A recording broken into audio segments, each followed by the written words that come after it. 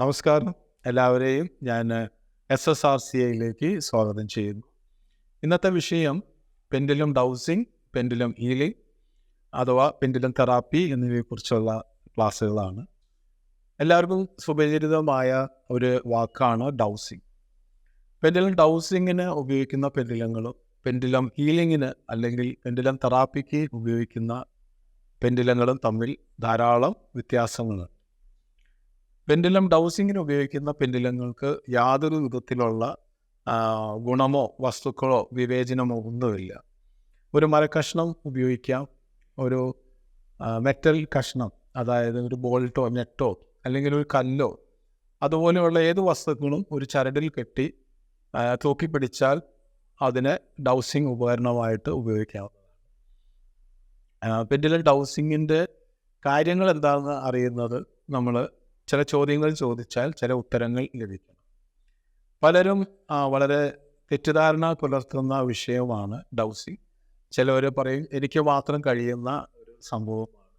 അങ്ങനെയല്ല, ഇതിനെക്കുറിച്ച് പഠിക്കുന്ന പഠിതാക്കൾ അതിനെ വിമർശിക്കും. ഇത് ഇഡിയോമോട്ടോ റെസ്പോൺസ് എന്ന് പറയുന്ന ഒരു പ്രതിഭാസമാണ്.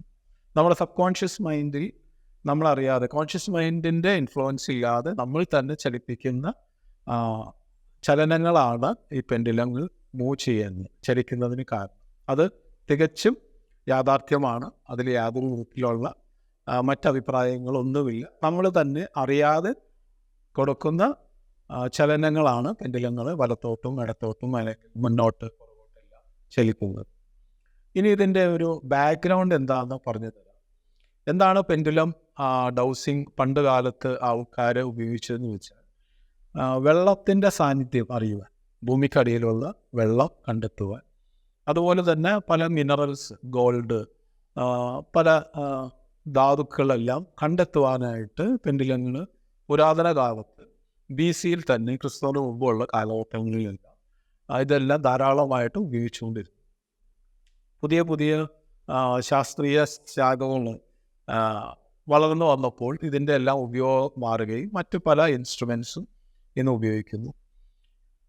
അതെല്ലാം അവിടെ നിൽക്കുമ്പോൾ തന്നെ എന്താണ് പെൻഡുലം ഹീലിംഗ് എന്ന് ഞാൻ പറഞ്ഞു തുടങ്ങും. കാരണം ഇത് പ്രത്യേകിച്ച് നമ്മുടെ നാട്ടിൽ പ്രചാരത്തിലില്ല. പെൻഡുലം ഹീലിംഗ് എന്താണെന്നോ പെൻഡുലം തെറാപ്പി എന്താണെന്നോ പലർക്കും അറിയില്ല. പലരും പെൻഡുലം ഡൗസിങ്ങിനെ തന്നെയാണ് പെൻഡുലം ഹീലിംഗ് എന്നും പെൻഡുലം തെറാപ്പി എന്നും കരുതി അതിനെക്കുറിച്ചുള്ള നിഗമനങ്ങളിൽ എത്തിച്ചേരുന്നു. തികച്ചും വ്യത്യസ്തമായ ഒന്നാണ്. പെൻഡുലം തെറാപ്പിയിൽ പെൻഡുലം ഡൗസിങ് ഒരു വളരെ ചെറിയ സബ്ജക്റ്റ് മാത്രമാണ്. പെൻഡുലം ഡൗസിങ് ആവശ്യമാണ് ചില ഘട്ടങ്ങളിൽ. കൂടുതലും പെൻഡുലം ഹീലിങ്ങിന് ഉപയോഗിക്കുന്നത് ഡിഫറെൻറ്റ് ക്വാളിറ്റീസ് ഉള്ള, ഡിഫറെൻറ്റ് റേഡിയസ്റ്റിക് കളേഴ്സ് ഉള്ള പെൻഡുലങ്ങളാണ് ഉപയോഗിക്കുന്നത്. അത് പ്രത്യേകിച്ച് റിസർച്ച് ചെയ്ത് ഡിസൈൻ ചെയ്ത് അതിൻ്റെ ക്വാളിറ്റി പല മേഖലകളിലും പ്രവർത്തിപ്പിച്ച് സർട്ടിഫൈ ചെയ്തിട്ടുള്ള പെൻഡുലങ്ങൾ ധാരാളം. എന്നാൽ ഇന്ത്യയിൽ ഇങ്ങനെ പെൻഡുലങ്ങളെക്കുറിച്ചുള്ള പഠനങ്ങളോ റിസർച്ച് സെൻ്ററുകളോ ഇല്ല. സ്പെയിൻ, ഫ്രാൻസ്, ജർമ്മനി ഇങ്ങനെ തുടങ്ങിയ പോളണ്ട് ഇങ്ങനെയുള്ള രാജ്യങ്ങളിലാണ് കൂടുതലായിട്ട് ഇതിനെക്കുറിച്ചുള്ള പഠനങ്ങൾ നടക്കുന്നത്. 20ാം നൂറ്റാണ്ടിലോടുകൂടിയാണ് പെൻഡുലം തെറാപ്പി ലോകത്തിൽ തന്നെ പ്രചാരം ലഭിച്ചു വരുന്നത്. കൂടുതലും യൂറോപ്യൻ രാജ്യങ്ങളിലാണ് പെൻഡുലം ഹീലിംഗും പെൻഡുലം തെറാപ്പിയും ഇപ്പോൾ ധാരാളമായിട്ട് പ്രാക്ടീസ് ചെയ്യുന്നത്.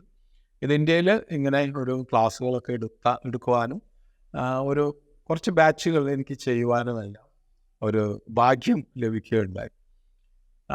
ഞാൻ അതുകൊണ്ടാണ് ഇപ്രകാരം ഒരു ക്ലാസ് ഡിസ്റ്റൻസ് ലേണിങ്ങിന് ഓൺലൈൻ ക്ലാസ്സുകൾക്കും വേണ്ടിയിട്ട് ഈ പ്ലാറ്റ്ഫോം ഞാനിപ്പോൾ ഉപയോഗിക്കുന്നത്.